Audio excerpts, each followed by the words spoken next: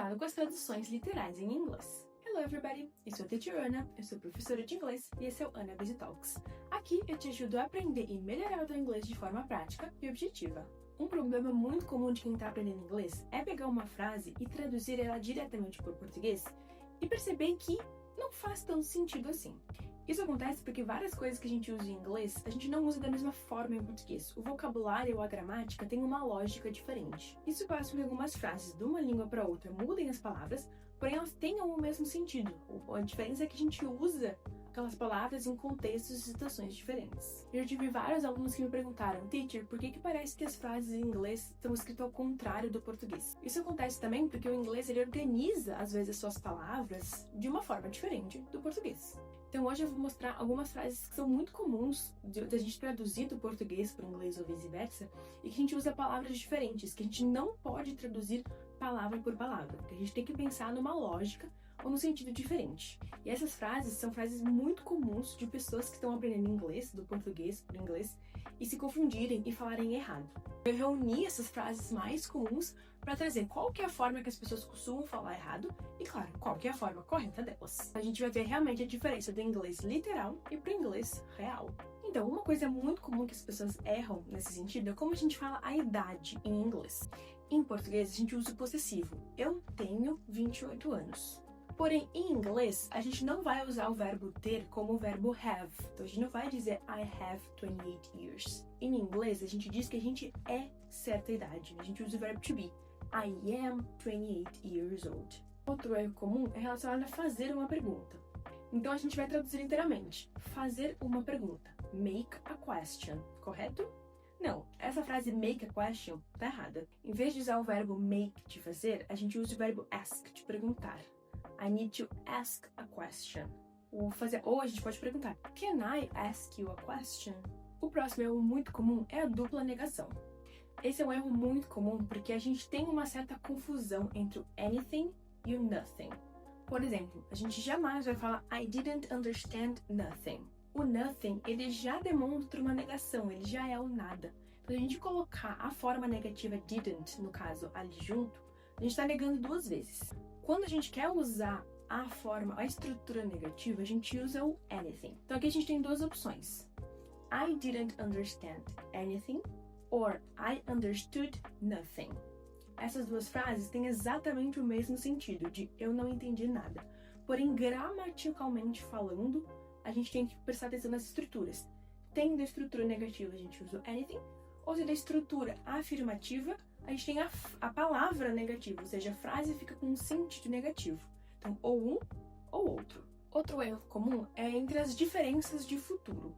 Então, se eu falar essa frase aqui, I will travel tomorrow, ela não está exatamente errada. Ela está querendo dizer eu vou viajar amanhã. Porém, a forma como é que a gente usa as construções do futuro que são diferentes. Quando a gente está falando sobre planejamentos, coisas que estão planejadas para acontecer, é mais comum que a gente use o going to. Então é mais normal que a gente fala I'm going to travel tomorrow. Ou coisas que estão certas que vão acontecer. Claro, a gente não consegue falar sobre o futuro certo, porque a gente nunca sabe. Porém, quando ele está próximo, prestes a acontecer, a gente usa o presente contínuo para falar sobre o futuro. Então essa mesma frase a gente poderia dizer I'm traveling tomorrow. A gente usa o will para falar de um futuro não tão planejado, uma coisa que foi decidida na hora. Se tu tá gostando desse vídeo, não esquece de curtir, deixa um comentário aqui embaixo pra mim, se inscreve no canal para não perder os próximos vídeos e compartilha esse vídeo com outras pessoas, isso ajuda muito o meu canal. Me segue também lá nas outras redes, eu também posto vídeos com dicas de inglês no formato um pouco mais curto. Então, por que isso acontece tanto? Por que a gente tem tantas essas diferenças de uma língua para outra? A primeira coisa que eu falei lá no início do vídeo, as línguas, por mais que elas possam ter origens iguais ou parecidas, elas evoluem de formas diferentes e elas têm lógicas de formação de frases diferentes. Então, muitas vezes a gente não tem como traduzir uma coisa diretamente de uma língua para outra.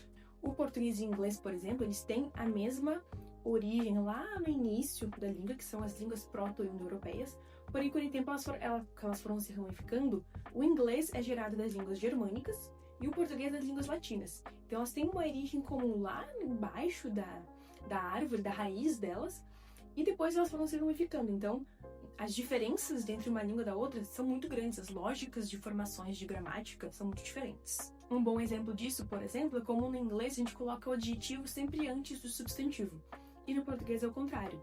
Então, por exemplo, this is a black t-shirt. Ou a característica preto, black, vem antes da camiseta, t-shirt, black t-shirt.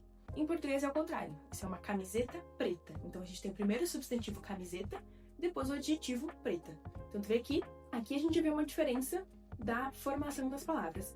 Outra coisa também nessa mesma frase é o gênero das palavras. A camiseta tem o gênero feminino, por consequência, a cor preta tem a ver com o gênero. E se mudasse o número, camisetas pretas, mesma coisa.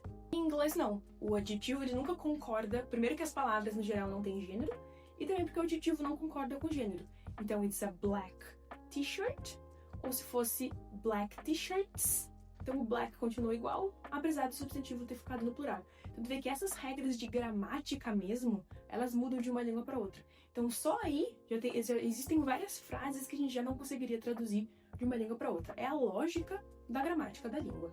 E outra coisa que acontece muito, quando a gente está começando a aprender uma língua, é normal que o nosso cérebro pense na nossa língua, que a gente já sabe naturalmente, e depois traduza para a língua que a gente está aprendendo. É por isso que é muito comum que no início, quando a gente está começando a aprender inglês, que a gente pegue um texto, ou uma frase, um parágrafo em inglês, leia em inglês e a gente termina pensando, meu Deus, não entendi nada. Daí a gente vai e traduz tudo. A gente não consegue prestar atenção em tudo ao mesmo tempo, é uma coisa por vez. Isso é normal, isso é um processo natural que o nosso cérebro está tentando se desacostumar com uma língua para se acostumar com outra. Então, isso faz parte do processo.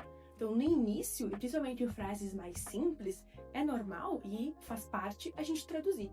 Com o tempo, a maneira que a gente vai ficando mais fluente na língua, a gente começa a fazer as coisas mais diretamente. A gente já começa a conseguir ler frases, textos e parágrafos, onde a gente consegue ler e diretamente já entender.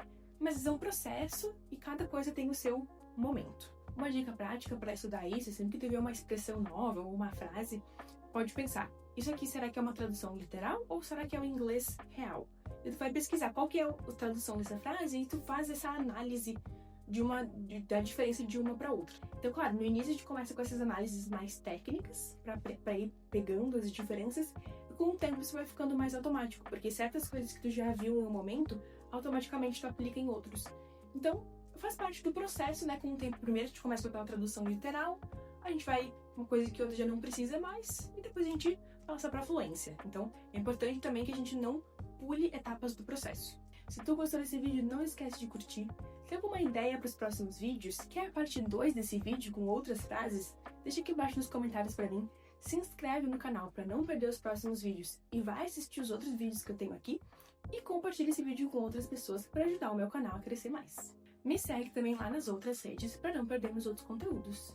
And that's it for today. See you in the next video.